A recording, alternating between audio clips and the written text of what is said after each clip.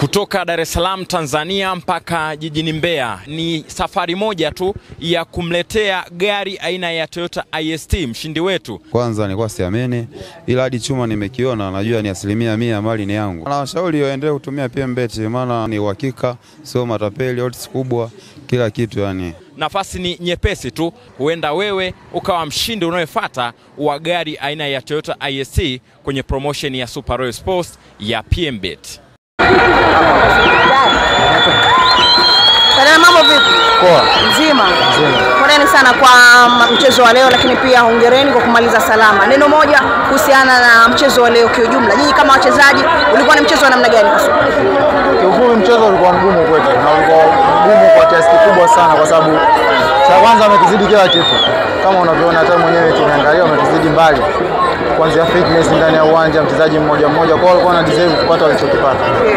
Mmeshashuka daraja, nafasi yenu kwa upande wa msimu huu imekuwa sio nzuri zaidi.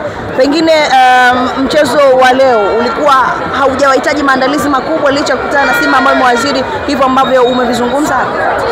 Maandalizi ni swala zima la uongozi. Mchezaji yoyote anahitaji kufanywa maandalizi ili acheze mechi vizuri.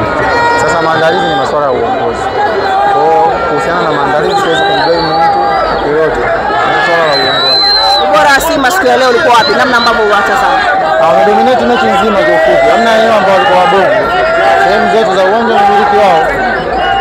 Kulikuwa na changamoto gani pengine labda kwenu kama wachezaji? Tumeona mmefika dakika 15 kabla ya mchezo kuanza. Hao ni matatizo ya ufundi ya ndani ya timu. Siwezi kuzungumza.